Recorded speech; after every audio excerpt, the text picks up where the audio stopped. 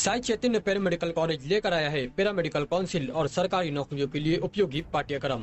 EMLT, radiology technician, health sanitary inspector में admission जारी है। हमारा पता याद रखें, Sai Chaitanya paramedical college, Ruby City Scan के ऊपर निमंत्रित करता हूँ। धन्यवाद। काका यही आमंत्रण है। काका अभी पिछले कई सालों से आप सारे इलाकों में इधर उधर दोनों तरफ आप समाज सेवा कर रहे हैं, बहुत अच्छे तरीके से कर रहे हैं। लेकिन आपका दूसरा एक पहलू जो है वो सियासत का पहलू भी है। आप सियासत में बहुत दिन हो गए, लोग ये इंतज़ार कर रहे कि बंडू काका अब कौन सी पार्टी में जाएंगे और वो जो इलाके में काम कर रहे क्या वहाँ पे उम्मीदवारी करेंगे या नहीं करेंगे। तो आज अभी यहाँ से समझ लो 90 दिन 100 दिन रह गए, तो बहुत कम दिन रह गए, तो आपको तैयारी भी करना है, तो कैसे आप इसको देखते हैं? देखो, जब जब कोई उम्मीदवार नहीं मिलता था इधर मार्केट कमेटी में, इधर जो के चुनाव होते थे, तब पब्लिक ने उम्मीदवार नहीं मिलता था तो मेरे को आगे बढ़ाया, तो मैंने वो चुनाव लड़े और मेरा खुद का वोट ना रहते भी मैं सबसे ज़्यादा वोटों से चुन के आया। ये मालेगांव ने इधर के भी और उधर को भी लोगों ने दिखा है। जब एक बार संधि मिली तो संधि का मैंने सोना किया है, मार्केट का पूरा काया पलट करके डाला था। इसके साक्षीदार सभी मार्केट के व्यापारी भाइयों हैं और तालुके के किसान हैं।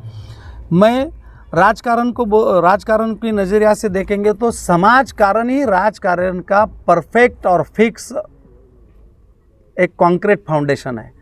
मैं पहले समाज कारण करता हूँ। इस समाज कारण की वजह से अब हर एक के मुंह में बंडू काका ने निवडणूक चुनाव लड़ना चाहिए, ऐसी बातें आगे आ रही है।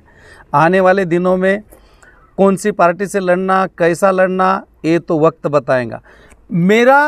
मेरी मालेगांव की, इधर की उधर की सभी जाति धर्मियों के भाई जनता जनार्दन ही मेरा सबसे बड़ा पक्ष है, मेरा सबसे बड़ा नेता है और मेरी सबसे बड़ी पार्टी है।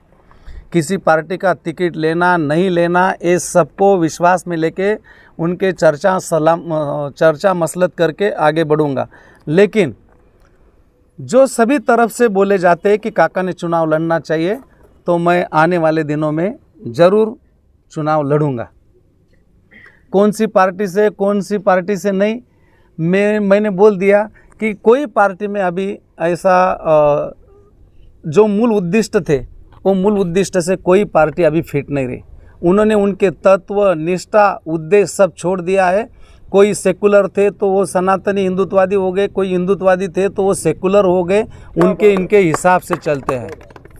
लेकिन मैं जिस पार्टी में था, लेकिन उस पार्टी का मैंने कोई पद कभी लिया नहीं, क्योंकि वो पार्टी भी पहले तो आपको मालूम है कैसी थी।